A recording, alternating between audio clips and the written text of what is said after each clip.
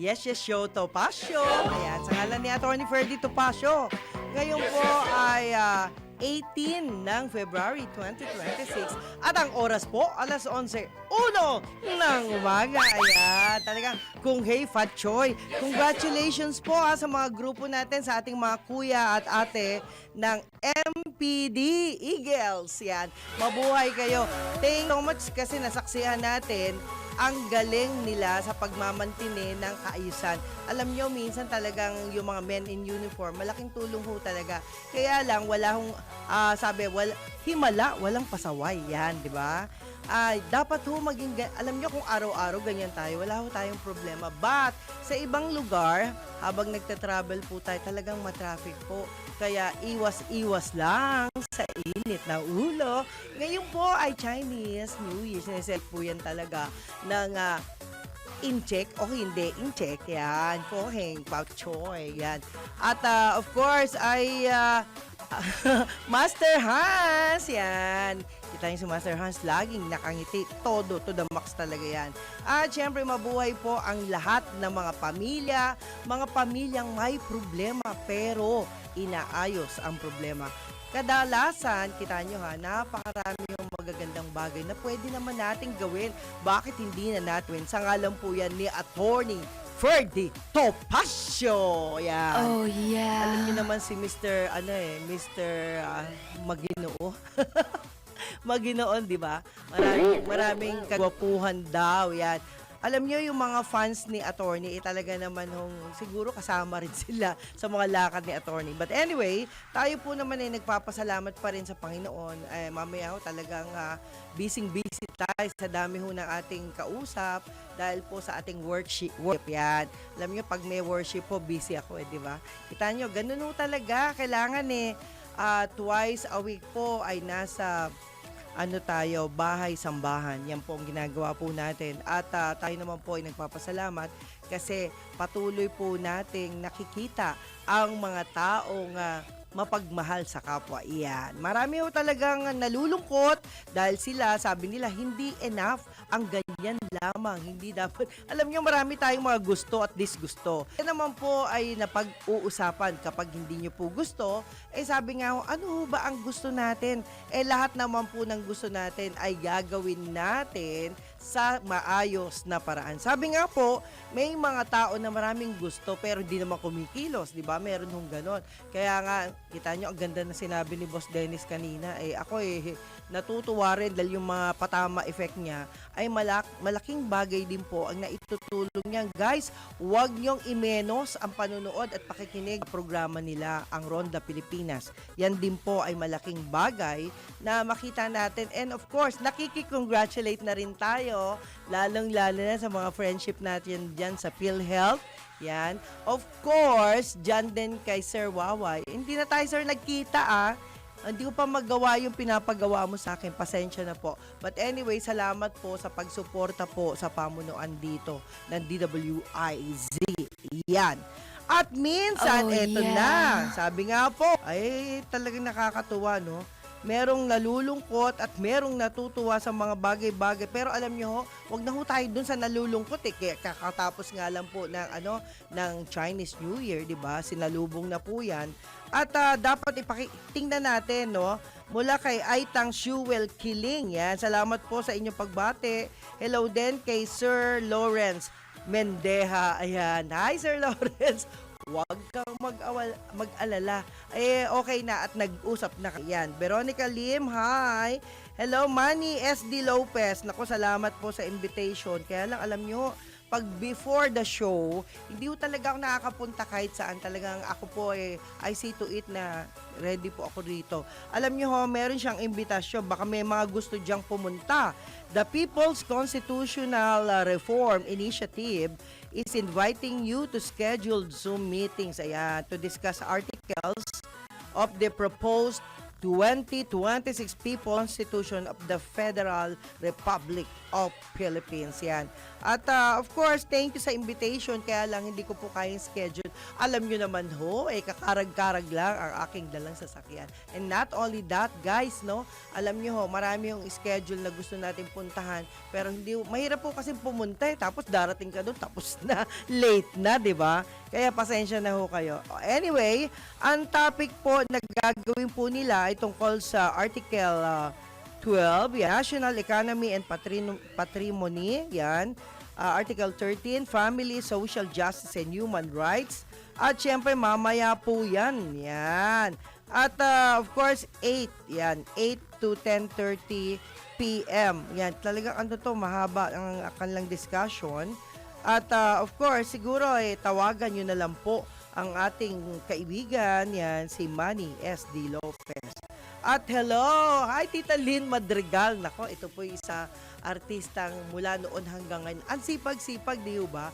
Kahit na gaano katagal sila sa serbisyo, ay ginagawa pa rin nila yung mga gusto nilang gawin. Na sinasabi ko, no, kapag tayo ay merong gustong gawin, gawin na lang po natin ng walang atrasan, di ba? Meron hong mga bagay na minsan, alam niyo yung mga nega, natural lang po yun. Kasi hindi naman hulat ng tao pare-pareho, di ba? Kaya sabi nga po, yung mga marites dyan, ako ingat na kayo ha, kasi may kalalagyan kayo yung mga marites. Marami daw ngayong nagmamarites. Kita nyo, galit na galit din yung ating beauty queen, di ba? Pero alam nyo ho, ako naman, kay pangit, kay maganda, just the same, di ba? Publicity pa rin yan. Maganda nga yan di ba?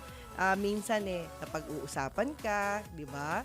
Minsan naman merong mga bagay na hindi mo gusto, pero nagkakaroon ng mga bagay na hindi naman totoo, di ba? Kaya po, pag gano'n na nangyari, siguro ang gawin na lang po natin hanggat maaari para lang males ang stress natin. Yan. Para males po yung mga bagay-bagay na ayaw natin, ay wag na lang tayong kumibo. Ayan. At ang mas maganda po, ay wag na lang natin pansinin kung ano man yung mga naririnig, nakikita natin na ayaw natin, that's enough, no? Mas masaya kung tayo po ay laging may magandang pananaw sa kapwa at sa buhay. Yan. Kaya nga po si Nanay Akang, Nay, wag mo kayong magtampo, alam nyo ho, sa dami ho na nagpapabate, hindi ho natin talaga mababati po lahat.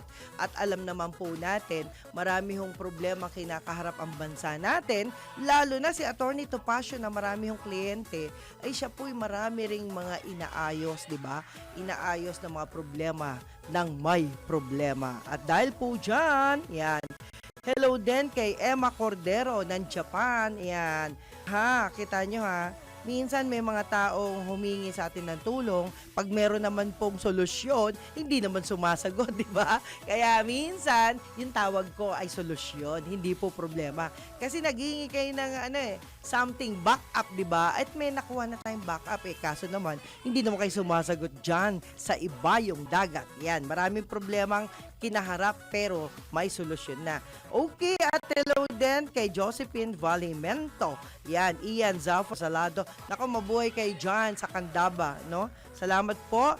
Ayan, si June Carlos. Hi! Hello din kay Alfredo. Inuna ko na ho ito kasi bakit ho, ang dami ko raw nalalaktawan na hindi nababati. Alam niyo ho, ang pagbati po kasi ay last portion namin o kaya dun sa kalagitnaan. Pero this time, medyo sa ngalan pa rin ni Attorney Ferdy Topacio, ay nagpapasalamat rin ho tayo kay Eliza Tobias. Hi! At Jack Maria Gale, sana ipaalam mo sa akin kailan ang balik mo from USA. Yan. Dindo Hernandez. Ayan. Si Boss Mike Magpayo. Hi po. Attorney Erwin Bautista mula sa USA Immigration. Yan. Immigration lawyer yan. Kaya kung may problema naman po kayo sa inyong mga visa o sa inyong mga kinakarap dyan sa US, pwede ho na siyang hingaan ng advice, di ba? Alam niyo ho, minsan napakaganda rin na meron tayong taong mahihingaan ng advice Alam nyo, hindi naman ho perpekto ang mga kaibigan nating lahat, pero may mga kanya-kanya pong expertise yan. At dahil sa kanilang expertise, ay tayo naman po ay nagpapasalamat, lalo na kayo ha, yung mga estudyante na umaasa sa AI. Naku, wag kayong masanay, no? Kasi alam nyo, mas maganda, meron pa rin kayong ginagawa sa sarili ninyo, di ba? Meron kayong alam sa sarili ninyo, not to the AI. Alam nyo, hindi lahat ng nasa AI ay okay. Hindi lahat ng Google ay okay. Kaya tingnan pa rin po ninyo yung mga iba't ibang. Alam nyo, ng panahon namin, wala kaming ganyan. Pero, di ba, marami hong magagaling na estudyante ang talagang titingalain mo sa galing nila, di ba? Ang dami ho. At sana po, gamitin pa rin natin ang ating mind, yung mind power natin, gamitin natin sa pag-iisip ng solusyon. Kasi minsan, yung kaalaman ng mga nakakatanda, kaalaman ng mga expert, hingiin ho natin. Yung mga leader ho natin sa gobyerno, yung mga departamento ng gobyerno, yan po ay mahihingaan po natin ng mga update ukol sa kanilang kinaroroonan. At not only that, hello din sa pamunuan at sa grupo ng Manila Water. Ayan. At ito namang Maynilad, yung water din ng Maynilad, medyo problema po kayo. Yan. Hindi ko maintindihan bakit yung mga gawa po ninyo ang tatagal. Yan. Ito po'y isang bagay na matagal ko na pong pinoproblema ang Maynilad, no? Sana po ay mabago ang sistema ng construction na kinukuha ninyo dyan sa Maynilad. Yan. Sa Maynilad po kasi, alam nyo ho, meron ako minsan na nakausap, no? Ang sabi nila, kasi yung Maynilad nakakalungkot. Bakit ho? Ang Maynilad po, kapag ninakaw ang metro ng tubig ng Maynilad noon, kasi puro tingga yun ang madalas ninanakaw ho yan sa Quezon City, no? Totoo yan kasi isa ho sa biktima ng pagnanakaw ng metro. So, ang ginawa ko, sinave ko yung metrong pangalawa. Pinabayaran po sa akin ng higit 2,000 pesos. Kayo ho ba naranasan din ho ninyo yun? Na ang mismong Maynilad po ay naningil pa, no, ng extra charge doon sa ninakaw. Samantalang hindi naman ako ang nagnakaw para gamit nila yan para basa-basa, di ba? Pero sana po ay isipin ho natin yung mga bagay na makakatulong. Mamaya po, bibigyan pa ho natin ang ibang update ukol dyan. Okay. At ngayon naman mga kaibigan, tanggap muna tayo ng flash report mula kay Patrol 38 Gen Patrolya. VP Sara tatakbo bilang Pangulo sa 2028 elections. DWIZ Flash Report. Inanunsyo ni President Sara Duterte na tatakbo siya bilang Pangulo sa 2028 elections. Sa kanyang talumpati, inamin ni Duterte na umano'y nabigo si Pangulong Ferdinand Marcos Jr. na tuparin ang ilang pangako nito sa kampanya at tinilagsa niya ang isyu ng korupsyon, pagtaas ng presyo ng bilihin, kakulangan sa serbisyong pangkalusugan at sinasabing kawalan ng malinaw na independent foreign policy. Humingi rin siya ng paumanhin sa publiko sa pagtulong umano niyang mahalal si Pangulong Marcos noong nakaraang eleksyon. Iginiit pa ni VP sa handa niyang ialay ang kanyang buhay at lakas sa paglilingkod sa bayan, kasabay ng panawagan na ibalik ang tapang at malasakit para sa Diyos, bayan at pamilyang Pilipino. Narito ang tinig ni VP Sara. Mga kababayan, ibalik natin ang tapang at malasakit para sa Diyos, sa bayan, at para sa bawat pamilyang Pilipino. Ako si Sara Duterte, tatakbo bilang Pangulo ng Pilipinas. Ako si Patrol 38 Gen Patrolya nag-uulat sa hindi lang may podong lakas DWIZ. Nagbabalita ng tama, naglilingkod ng tama. Kapag may bagong balita, naka-on air, agad-agad, DWIZ Patrol Report. Okay, balik po tayo sa Yes Yes Show Topacio sa kalan ni Attorney Ferdy Topacio. Salamat, Miss Jen. Yan, isa ho yan sa magagandang reporter. Yan, talaga nga naman ang beauty, no? Walang kupas. Okay, ang oras ngayon ay 11:15 na umaga. Sa pangalan po ni Attorney Ferdy Topacio. Alam niyo na, Attorney, nasan ka na? Bumalik ka na, namimiss na kita. Ayan.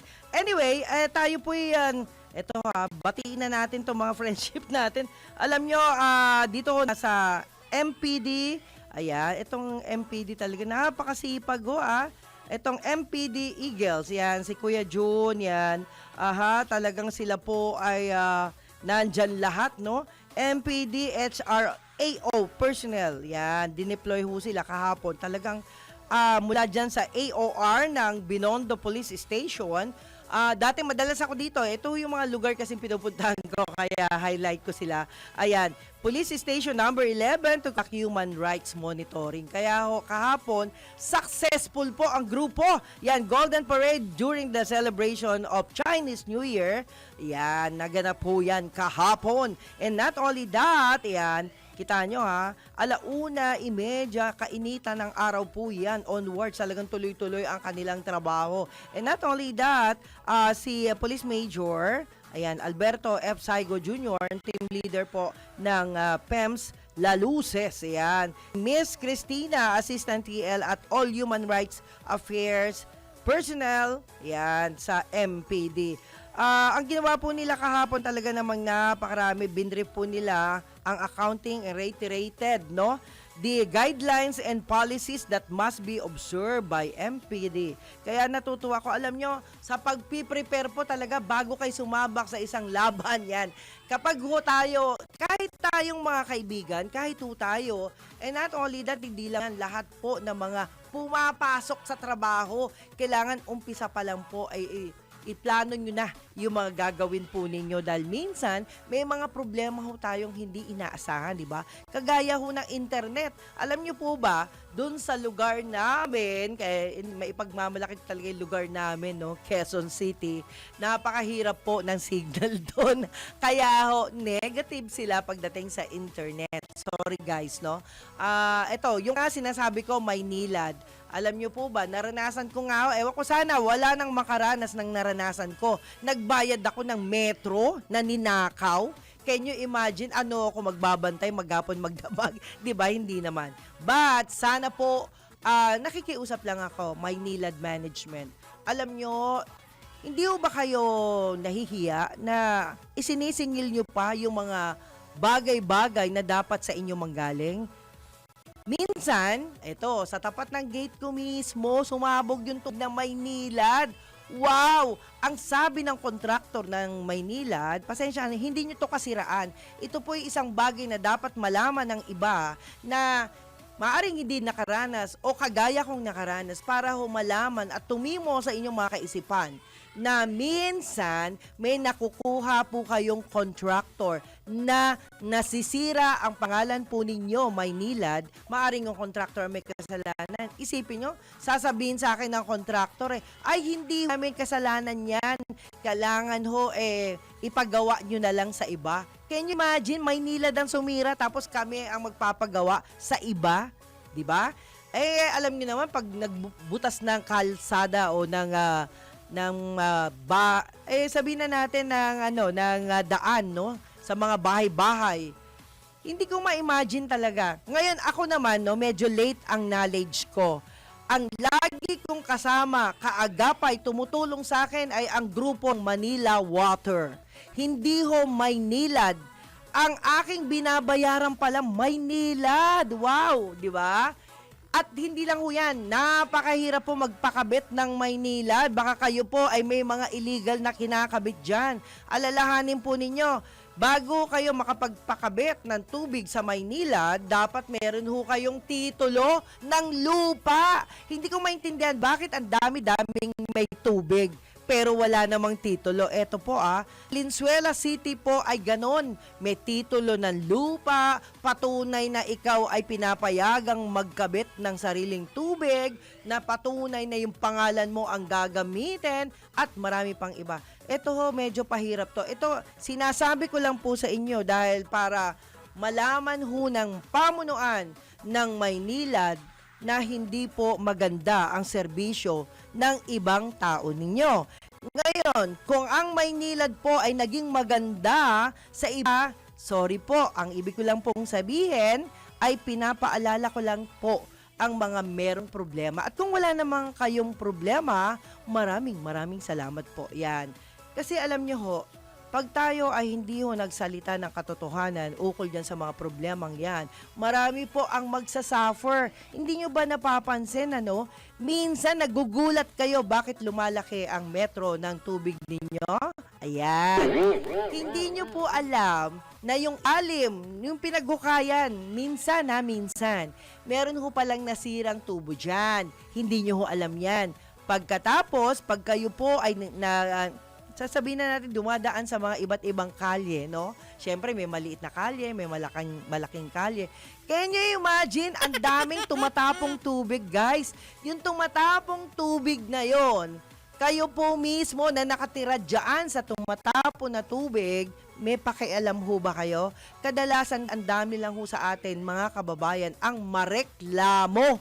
Mahilig kayong magreklamo, pero hindi naman kayo nakakatulong sa dapat sana kayo na mismo ang gumawa ng solusyon. Hindi ho lahat yan mababantayan ng Maynila. Yan. Pero, hindi nyo ba alam kapag kayo ay may sirang tubo dyan at tumapat sa inyo ang daan ng tubig na yan, ay nako, sa inyo po yan matcha-charge yan. Ako po'y inabot ng 4,000 pesos sa tubig lang. Dalawa lang kaming mag-ina ang nasa bahay. Kasi yung mami ko kasi mamatay lang. Tubig! Ayan, di ba? Bakit? Yung palang kapitbahay ay merong nasirang tubo. Ang problema ay meron hong hindi nagre-report. Yan. Kapag hindi po kayo nag-report, magiging problema nating lahat yan. Ito po ay wake-up call lang sa lahat. Kasi alam nyo ho, naririndi na ako sa mga reklamador ng mga tao. Kasi reklamo na reklamo. Ang tanong lang, anong nagawa mo? May nagawa ka ba? Yan. Dapat ganun po. Kasi minsan, yung karereklamo, yan, butas-butas na kalye, kagagawa lang ng kalsada, bakit kaya ganun? Butas-butas agad. Anong nangyari? Sa tingin ho ninyo, anong solusyon sa mga problemang ito? Parang patuloy pa rin ang mga ginagawang hindi natin makita. Ayan. Well, lately, sa mga kalsadang nadadaanan ko, nakakita ako ng tubo ng bakal. First time, di ba? Nakakita ako na yung kapirasong ginagawa nila ay may bakal na. Samantalang ilang dekada na, ilang taon na, yan, doon sa mga maliliit na problema, ay minsan hindi tayo nakakita ng bakal. Ito naman ho, wake up call lang, guys. Hindi ho tayo naninisi kung saan po yung problema, but ang punto lang dito, mga kapatid, tayo po'y magkakapatid, tayo po'y magkakapuso, di ba? Kapuso, kapamilya.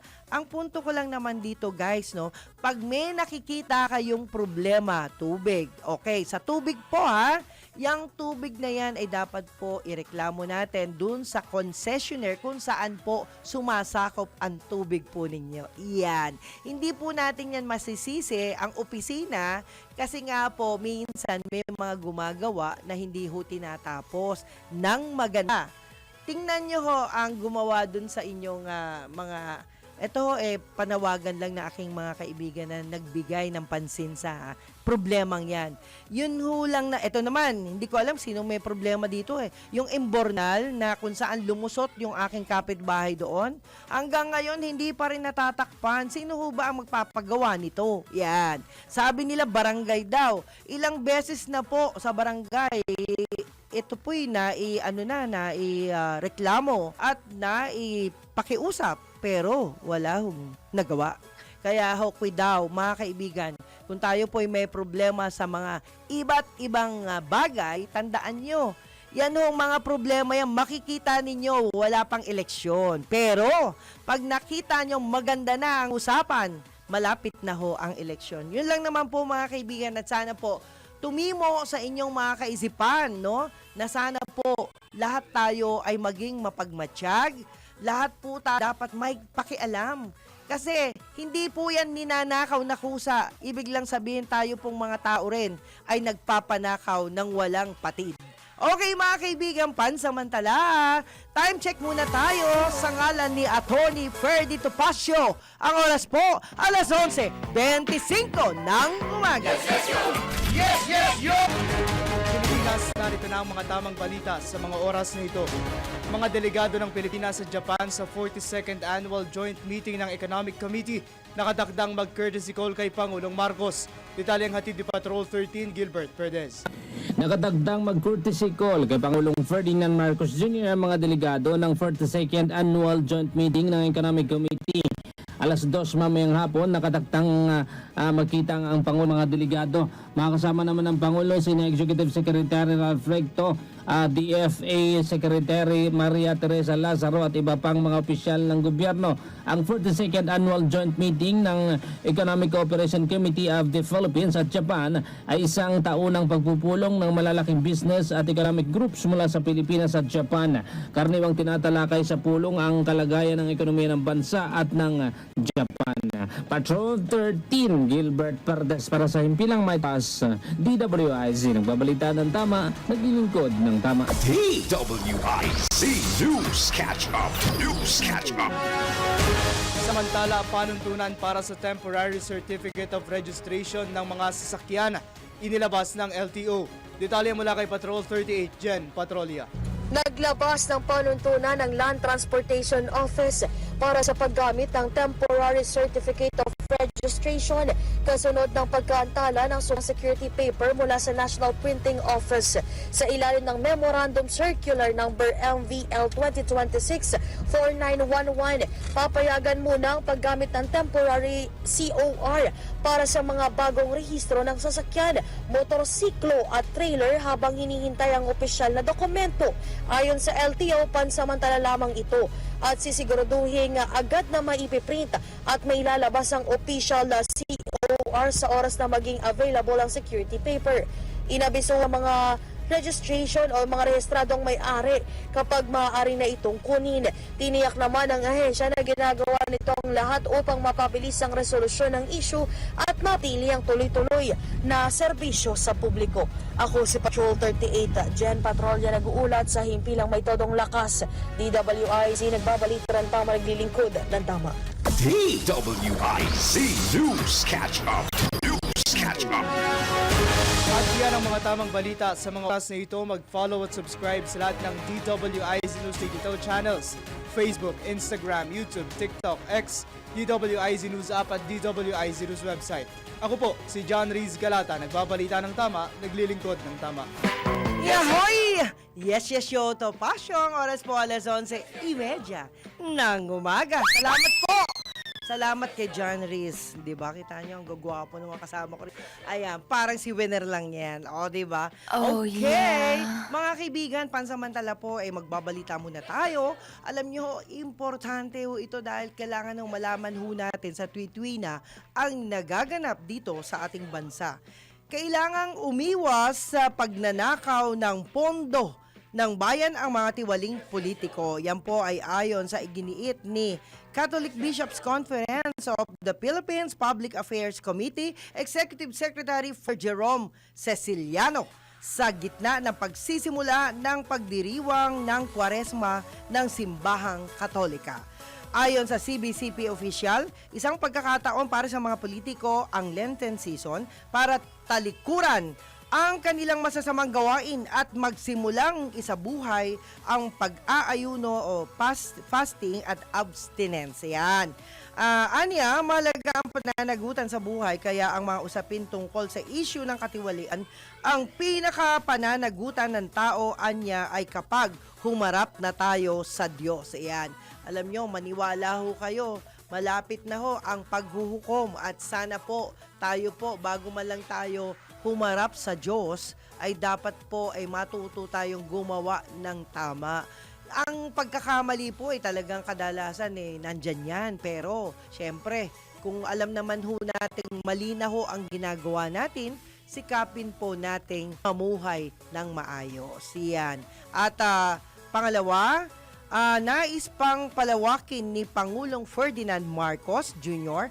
ang bilang ng mga kumpanyang nasa precast paneling industry. Ayon sa Pangulo, target ng administrasyon na magkaroon pa ng karagdagang mga planta na gumagawa ng precast panels sa isang modernong pamamaraan ng konstruksyon ng mga bahay. Wow, di ba? Alam nyo, ito yung tama eh. Layunin ng naturang hakbang na pabilisin ang pagpapatupad ng mga programang pabahay ng pamahalaan at palawakin ang saklaw ng expanded 4PH program.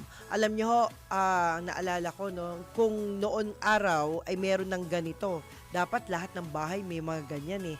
At sana, alam nyo, merong sasakyan o wala ang isang bahay, dapat ho may na. Bakit ho? Alam nyo ho, marami ho kasing mga kababayan natin, kagaya na rin ho ako dyan, na wala naman ho dating sasakyan talaga. At lahat po tayo ay nagko-commute, totoo po yan, at marami pong mga hirap, di ba? Hirap sumakay. Ngayon po, dahil po minsan, meron ho tayong mga kababayan na nagkaroon ng kahit na konting, sabi nga po, second hand na sasakyan yan. O po yan. Pero sana kung meron tayong parking area, hindi na po tayo nakikipag-away sa kapitbahay, di ba? Meron nung gano'n yan. Alam nyo, nanawagan din ako sa pamunuan ng aming barangay o kaya naman po, dyan po sa aming asosasyon, nalulungkot ho ako dahil may kapitbahay ho akong matigas ang ulo. Yan. Isipin ho ninyo, pumarada. Kahit sa kalahati o buong bahay ay matatakpan ho ng pumaradang hindi mo naman sasakyan, di ba? Sasakit talagang ulo mo, guys. Isipin ho ninyo ang paparada sa inyong harap ay 10-wheeler truck, di ba? 10-wheeler truck dahil po yun ay mga negosyo nila, di ba? Ang pinupunto ko lang naman kay matagal, sana po kumuha po kayo ng sarili ninyong may parking, no? Hindi po kayo nakakaabala sa bahay ng may bahay. Ang nagiging problema po ito ay imbes na makiusap, yung umuupa pa lang kayo, masakit na sa tenga ang boses ninyo, ay how much more kung kayo na po ang may-ari niyan, di ba? Hindi ho maganda na kayo po ay tipong masakit sa tenga kung magsalita, pero sana po ay magkaroon po kayo ng alternatibong paraan. Kung kayo po ay walang parking, kasi nandyan na yan eh. Nauna yung parking bago yung higpit, no? Sabi nga ho, marami ho kasing bagay na dapat talaga pinag-uusapan. Ngayon, ang advice ko lang naman, pumarada kayo doon sa mga gate na walang tao. Sa mga gate na walang bahay. Kasi marami ho yan sa amin eh. May gate pero walang bahay. O kaya naman, may bahay pero wala yung tao, di ba? Umuwi ng probinsya. Minsan ganon. Ang punto ko lang, doon kayo sa lugar. Alam ko nanonood po kasi kayo sa akin eh. Kaya po sinasabi ko po ito at naman po kayo na kayo po ay nakakapirwisyo sa harap ng bahay ng may bahay. Alam niyo yung CCTV ko, puro truck nilang nakikita. Di ba? Alam nyo, yung CCTV ho ay importante ho yan sa mga dumarating na tao, sa mga tao, sino-sino yung mga dumaraan doon, di ba? Tapos tatakpan nyo lang ng truck ninyo. Take note on that, no? Yan lang naman po ay pakiusap. Ngayon, kung hindi po kayo mapapakiusapan, di mag-usap po tayo sa ibang paraan, okay?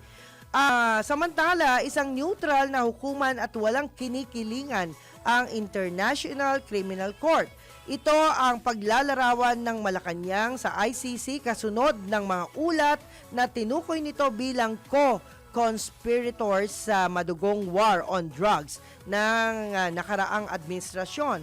Ang 8 personalidad kabilang sina Senador Ronald Bato de la Rosa, Senador Bongo at dating Justice Secretary Vitaliano Aguirre, ayon kay Palace Press Officer Undersecretary Claire Castro, yan, sikat na sikat yan, si Claire Castro, anti-Claire kung tawagin yan. Mas mainam kung haharap sa ICC ang mga nabanggit na pangalan kung kinakailangan dahil tiwala ang pamahalaan na walang bahid ng politika ang naturang hukuman. Naniniwala rin ang Palace Officer o official na hindi naiimpluwensyahan at hindi masabing namumulitika ang mga maestrado at opisyal na dumidinig sa mga kasong kinakaharap ngayon ni dating Pangulong Rodrigo Duterte. Ito, gusto ko to. Si Pangulong Rodrigo Duterte, noong panahon niya. Yung ngayon naman, kanya-kanya tayo ng gusto, ha? Pasensya na kayo. Kasi bakit ho? Nung panahon ho niya, wala ho akong nakikita ng adik na nanggugulo, walang mga akyat bahay sa amin, walang mga matitigas ang mukha. Kita nyo, yun nga lang nagpapark ka ng truck mo sa harap ng bahay ng ibang bahay. Di ba ang tigas ng mukha? Alam nyo, nung araw kasi, pag sinabi ng mga bata, "Huy, uwi na tayo." Ayan, 10 o'clock ng gabi, guys, ha? Totoo ito. Real talk ako magkwento. 10 o'clock pa lang ng gabi, pag sinabi, "Anong gusto mo? Maduterte ka? Uwi na tayo, wag na tayo magpagabi." Ang punto lang dito, hindi ko alam kung ano ibig sabihin ng gusto mo maduterte ka. Yung pala, tinanong ko rin doon sa batang nagsasalita. Ano ba yun? Sabi nga, hindi kasi po pag Duterte po kasi nung araw, ay dahil daw po sa mahigpit. Yung pala, yun. Ibig sabihin, yung higpit po, yan po ang kailangan nating lahat sa mga lugar na meron pong mga anak na tila hindi po nababantayan ng mga magulang. Marami po kayong ganyan. Asa ka pa. Yun nga. Tama ka, winner. Kaya sa'yo ako umaasa. Ano man ang maging resulta ng proseso ng pagdinig, maipapakita nito ang patas na pagtingin ng International Court sa magkabilang panig. Ayan. Okay. Isa pang notice para sa inyong lahat, mga kaibigan. Si Pangulong Bongbong Marcos at Vice President Sara Duterte ay binoto ko po. Binoto ko ngayon. Kaya wag ko kayong magko-contest sa akin dahil kung sino ang binoto nyo, binoto ko rin. Pero hindi nyo maiiwasan na mag-comment ako ukol sa nagaganap na katotohanan sa isang lugar na hindi na ho pwedeng takpan. Yan. Diba? Ganun ho yun. Anyway, ipagpapatuloy ng House Committee on Suffrage and Electoral Reforms ang ikinakasang nationwide public consultations ugnay ng mga panukalang anti-political dynasty. Yan. My God, I hate trucks. Oh. Sa pangunguna ni Committee Chairman of Lanao del Sur, Representative Zia Alonto Adyong, ito na ang ikalawa at ikatlong malawakang konsultasyon ng Kamara sa nasuportado rin ni House Speaker Faustino Boji D. the third. Yan. Alam nyo, paano kaya natin no? Tama yan. Maganda naman yan, political dynasty. But, alam nyo naman, di ba? Marami tayo sa buong Pilipinas na talagang ang gusto ng taong bayan ay halos sila-sila lang. Yan. At kung meron namang lugar na napipilitan, nasa sa inyo po yan. Kaya nga sabi nga ho, ang naglulukloko talaga sa mga leader natin ay taong bayan. Yan. Ayun po yun. Kaya po sana, kung ayaw nyo na sa pamilya nila, mas mabuti rin na huwag nyo na iboto, di ba? Ganun lang naman po. At huwag na ho tayong mangampanya ng negative, lalong-lalo na kung puro peke ang ginagawa nating balita. Yeah. Gaganapin ang bagong konsultasyon sa Cebu, sa Visayas, at Cagayan de Oro sa Mindanao para malaman ho ang pananaw, suhestyon, at karanasan ng taong bayan hinggil sa naturang panukala. Yan, good enough po yan na alamin ho natin ang damdamin ng taong bayan. Hindi po kayo-kayo yan. Very good po yan. Nabatid na unan nang nagsagawa ng konsultasyon ang Kamara sa Carmona, Cavite, sa Luzon, kung saan naging hati ang opinyon ng mga residente, particular ng mga nakatatanda at mga kabataan. Okay, lagi po nating tatandaan, mga kaibigan, kapag ang isang tao po ay may nagawang kabutihan, lalo na peace and order sa bawat lugar, alalahanin po natin, yan po ay talagang pinasalamatan, di ba? Pero this time, nasa na po ang peace and order, di ba? Maawa naman po tayo. Hindi po lahat tayo mayayaman, pero tingnan nyo ang mga tao ngayon, kadalasan hindi ho tayo dun pupunta sa mga mayayaman kasi may mga guard ho yun. May mga guard po sila. Sa mga lugar na alam nyo mas marami nga daw po ang mahirap pero hindi ho napapansin yung hirap nila kasi nga kadalasan marami hong tiyante, di ba? Paunti-unti nagninegosyo sila pero ang masakit po pinapasok pa po sila ng magnanakaw. Imagine ninyo ang hirap ng tao na nakawan pa, di ba? Can you imagine? Broad daylight po pinapasok ang bahay na umalis lang po ng bahay yung tao, yung may-ari. Marami hong ganyan. Sana po makipagtulungan ang lahat ng may kinalaman sa ganitong gawain, no? Makipagtulungan ang mga nagbabantay, ang mga katulong. Guys, hindi po madali, no? Na kayo po ay maging isang kasambahay. Tapos po ang laki ng responsibilidad ninyo. Para po naman safe kayo, lagi kayong magtatawag o tatawag in case of emergency sa number na 911. Yan po 911. Yan.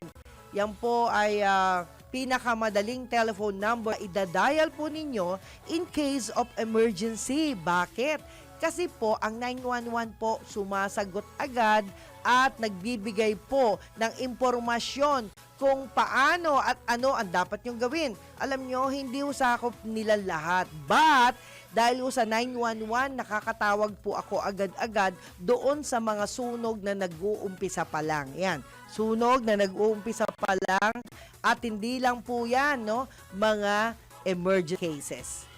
Okay, at ngayon naman, yan, tanggap muna tayo ng report mula kay Patrol 17, Jopel Pelenyo, SWAT team ng tagumpay na perform sa Dubai Challenge.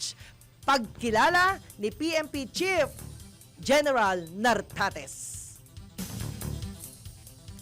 Pinuri ni PNP Chief Police General Jose Melanchon Nartates Jr. ang elite forces ng PNP Special Action Force team kasunod ng matagumpay na kampanya sa UAE SWAT Challenge 2026 sa Dubai. Nakamit ng delegasyon ng Pilipinas ang ika-14 na pwesto sa kabuuang 109 na mga kupunan na kumakatawan sa 48 bansa sa isang matinding kompetisyon. Binigyan diin ng PNP Chief na patunay ang ranggo ng kupunan sa pandaigdigang talaan na patuloy ang paglago ng kakayahan ng pambansang pwersa ng pulisya. Binubuo ang kupunan ng mga piling operatiba mula sa Cordillera Administrative Region sa ilalim ng PNP SAF Seaborne Unit. Ayon kay Police General Nartates, sumasalamin ang tagumpay ng PNP SWAT team sa tagumpay ng buong pwersa ng pulisya at ng buong bansa. Ito si Patrol 17 Chopel Pelenyo para sa impilang may todong lakas, DWIZ, nagbabalita ng tama, naglilingkod ng tama. Kapag may bagong balita, naka-on air, agad-agad, DWIZ Patrol Report. Okay, maraming salamat po at time check muna tayo sa ngalan ni Attorney Ferdy Topacio. Ang oras po, alas 11:46 ng umaga. Yes, yo, Topa! Yahoy! Yes, yo, Topacio sa ngalan ni Attorney Ferdy Topacio. Ang oras po, alas 11:49 ng umaga.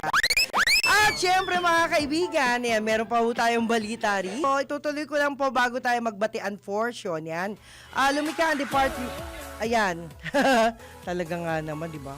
Okay. Lumika ang Department of Agriculture ng Coffee Industry Development Office o CIDO na tututok sa pagpapasigla ng sektor ng kape sa bansa. Wow, okay yan.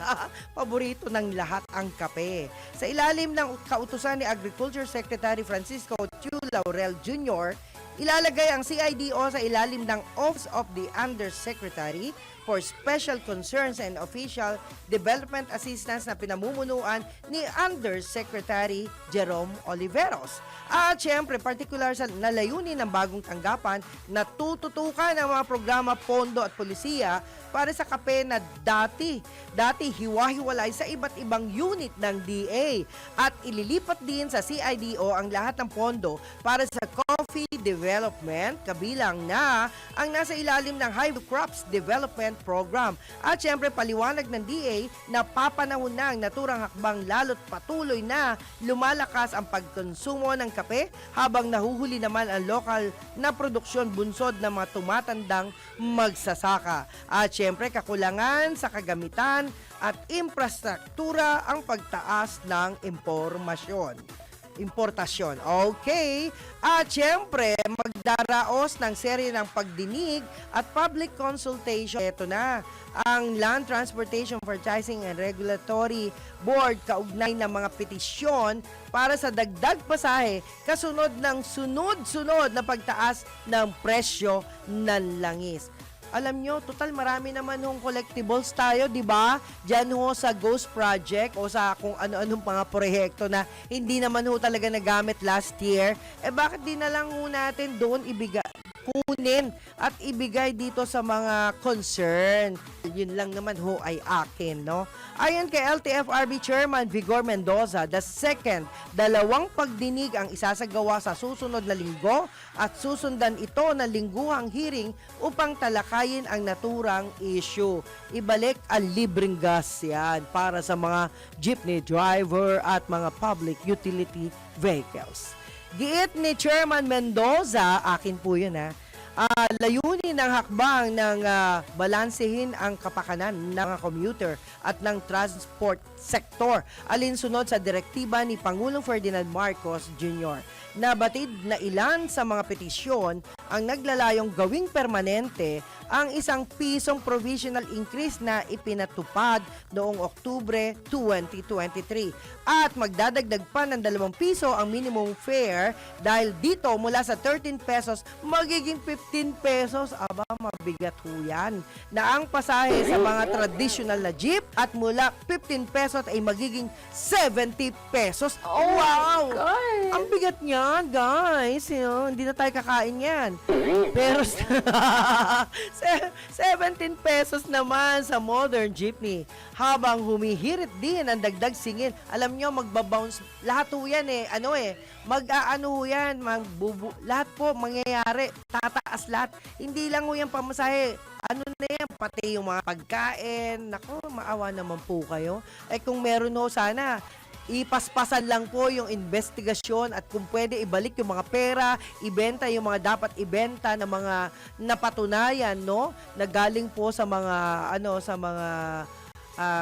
Ghost Project, ito ho'y gawin nating makabuluhan. Ibigay na lang po natin sa mga kinauukulan, sa mga nangangailangan ng tulong. Imbes na yung mga magsho-shoulder ay yung mga pasahero. Maawa naman po kayo. Habang, humihirit din ng dagdag singil ang bawat susunod na kilometro matapos ang unang 4 na kilometro nasaklaw ng minimum fare. At bukod sa jeepney, nagain din ang petisyon para sa dagdag pasahe ang mga bus at taxi operators. O diba? Kita nyo grabe na ho yan. Hindi na ho tayo makabubuhay niya pag ganyan no mangyayari. But anyway, kawawa naman po kami, di ba? Pag lalo na kung tayo po ay wala naman talagang masyadong alam nyo na, kailangan talaga mag-budget. Ang dami. Pagdating ho ng bills, di ba? Daming bills, di ba? Minsan talagang hindi mo maiwasan regular ho yan, di ba? Tapos magdadagdag pa yung ganito. Aba, wala na ho talaga. Siguro, sexy na ako niyan kasi talagang kailangan magbawas ng kain, di ba? Bawas ng kain. Okay. Hello po kay Josephine Valimento. Hi, Josephine Salvadoran family. Hello po. Yan. Mabuhay kayong lahat dyan. Yan. Nako, lahat ng may pake at walang pakialam sa nangyayari sa bansa. Mabuhay din po kayo. Wag po sana kayo magkasakit sa kaiisip. Ingat-ingat lang po. Ami Maralit. Hi. Susan Cambry. Hi. Yan. Salamat po sa Filipino Mirror. Yan. John ayan. Mac Lester. Obus. Sapra. Oy, mabuhay ka. Of course, Fred. MJ, salamat sa iyo. Freddy Oredina. Nako. ano na tayo, ang daming mga reaction, kaya lang sobrang dami ho na babasahin ko. Wag na lang, next time na lang po pag dito si Atty. Topacio. At syempre, Caminda Borja, mabuhay po kayo. Ayan. Hello din kay Angelo Redaha. Ayan, Nanay Akang Ayan, nakabawi na ako kay Nanay Akang. Wag na ikaw tampo. Ayan, love kita. At syempre, Gawad Bayaning Pilipino. Ayan, salamat po sa inyo. Ayan, salamat po Irene Robert, salamat po. At syempre, pasalamat ko na rin sa buong produksyon, sa mga writers, sa mga director natin, sa CA natin, yan, mga news writer, hi, mga sa newsroom, at syempre sa ating technical side. Kita nyo, ang gagwapo niyan. Daisy Vente, hi, Bel Surara, hi. Ayan. Sa grupo ng CAP, yan, kapisanan ng mga artistang Pilipino sa pelikula at telebisyon, yan, sa mga official and members, okay? At si Kuya Stay ng US, hello po sa inyo, ayan. Hello po sa lahat. Sa mga hindi ko nabate, pasensya na po. Ayan, The Fred, salamat po. Tres Mundo, Ago Supremo.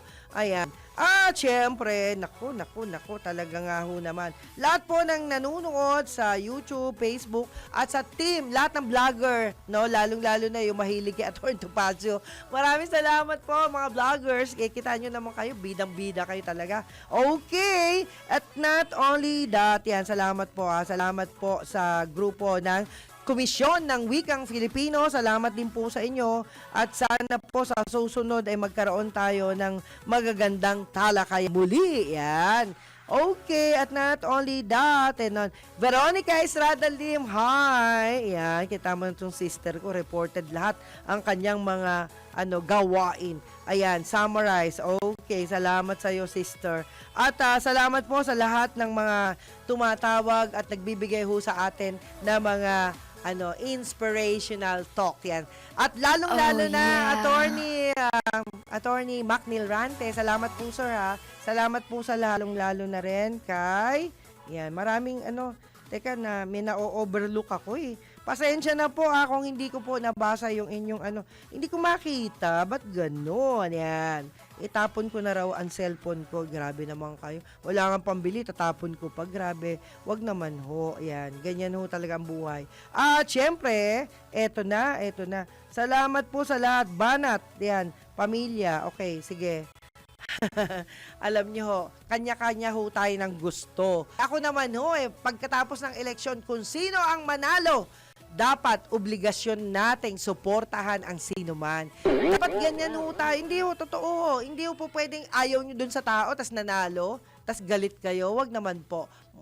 Kailangan ho talaga magtulungan tayo. Tayo mga Pilipino ay sikat sa buong mundo. Alalahanin po ninyo, maraming mga Pinoy na OFW ang ginagalang ang kanilang mga karapatan. Okay, antabayan natin na next program. Yan, walang iba kundi ang Senyor Balita. Sa ngalan po yan ng gwapong Ray Pacheco, syempre. At sa ngalan po ngayon ni Sir Drew Nasino. Ayan. Yan ang batang-batang. Ang boses ay talagang pamatid. Pamatid gutom daw. Okay, mga kaibigan. Yan. Sa ngalan po ninyong lahat. Maraming salamat. Lalo na sa mga YouTube. Salamat po sa inyo, guys. Napakarami yung mensahe pero pasensya na po. Anyway, next time, bukas uli. Same time, same place. See you again. Ang oras po, alas 11:59 ng umaga. Sa ngalan po yan ng gwapong-gwapo. Ayan. Ang magaling na abogado ng bansa. Walang iba kundi si Attorney Ferdy Topacio. I love you all, guys. Bye! Yes, yes, yes.